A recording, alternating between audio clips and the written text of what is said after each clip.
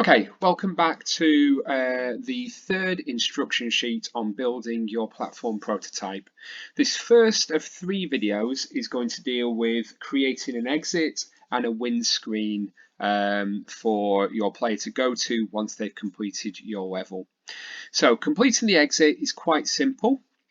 All we're going to do is create a new element to our game, a new asset here called exit. First of all, make sure that you click on the action layer because that's where you want your exit to go. And then double click on your layout. Scroll down to find sprite and let's call that exit. Now we click insert, click anywhere for now on the layout, and we'll get the visual editor up. Now the first thing that we're going to do is we're going to resize it and make it 30 by 30. And again, you can make it any size you want.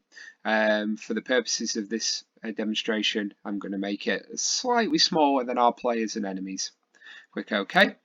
And I'm going to make that black so that it sticks out. So I've got a black color here, I've got the fill tool, so let's make that black. We'll close that, and there's our exit. Now that I want to put at the end of this little demo, well actually no, what we'll do to begin with to test this first bit out is we're going to put it right next to the player. And so there's our exit, and that'll make it easy to test when we come to do the next thing that we're going to do. And that's all we need to do. We have an exit now on our screen, something that we're going to collide with, and that will send us to the next level. Now, in the case of this, it's a demonstration, a demo. So all we're going to do is get it to send us to a new screen that says, you know, well done, thank you for playing our demo. So to do that, we need to create a whole new layout. Okay, so we're going to come over here to our project palette and we're going to click on layouts and I'm going to right click and click add layout. Now it asks us, do we want a separate event sheet for this layout or do we want the layout only? If we were building a bigger game and there'd be specific mechanics on this level that would only occur on this level, then that might be a reason to put a new event sheet. But really, all we're going to do is put a button on this new event sheet. So we're going to use our current event sheet and just have all our code together. So just know when you're using Construct, you can have one event sheet with all the code on, but if you're making something quite big, that means that there could be a lot of code on that event sheet, and that could get a bit confusing. So you can have separate event sheets for separate levels. You can also put event sheets within event sheets. So if you want one event sheet for all your movement and all the core mechanics that are in the whole game, you put them on one event sheet, and then if you want separate ones for each one of your levels, you can embed that mechanics event sheet into the level event sheet. And I'll show you how to do that in a moment, just in case you want to know. But for now, we're going to go with layout only. Okay, so don't add another event sheet. Let's go with add layout only. And here's our new layout. So brand spanking new layout. You can see we've got the dotted line for the viewport, what the player will see, but the layout's much bigger. So the first thing we're going to do is change the layout size. And the size of our game is 854 by 480, or the resolution of our game. And this is just a single screen that says thank you for playing. So we're going to make it exactly the same size. So come over, make sure that layout is selected. In fact, let's rename while we're here our layout to. So rename it windscreen, and then we know what that is. And then we're going to come over here and change the size to 854 by 480. Okay, there we go. Now, we're not doing anything with graphics. We'll put a nice illustration on there once we've, gotten to the graphic stage. For now, let's just put a little thank you on there. So I'm going to double click and I'm going to choose Sprite Font again. And I'm going to call this well done. Okay, so well done.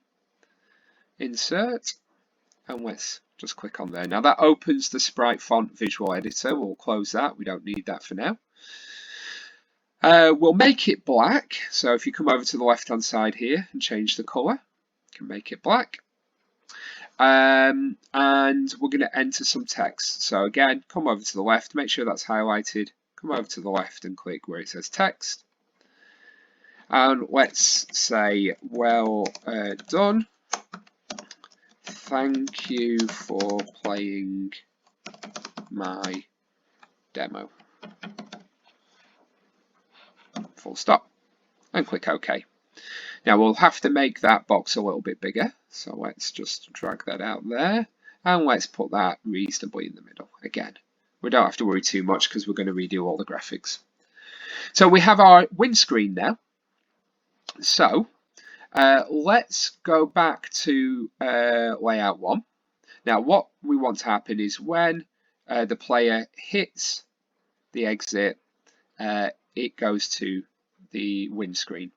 So we need to go to our event sheet and we need a new collision event. So click add event, player, next, on collision with another object, next, and then choose the exit. OK. That's the event. So what will happen when the player hits the exit? Well, let's add an action, and we want the game to go to a new layout.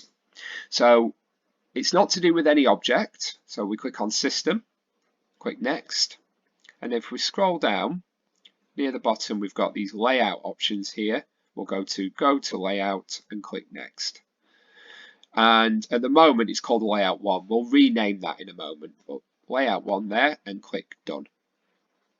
OK. So let's test that out. So if we save and then play the game.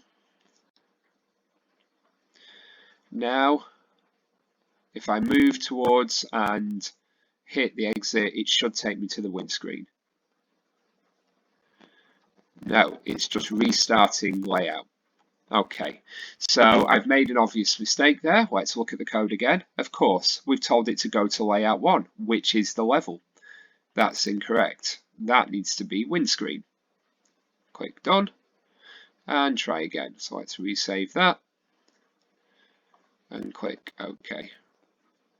It's a good habit to get into of saving your game whenever you preview it. That way you're not at risk of losing anything. So let's see if that works. There you go. So I moved into my exit and I've come here. So that's the end of the first video. On the next video, what we'll do is put a title screen up and a button on this windscreen so that you can restart the game and have another go at the demo. And then we get a nice loop through from the title screen to the end screen and then back again, and so that creates a more polished and professional look. Okay, so thank you very much, and when you're ready, click on the next video.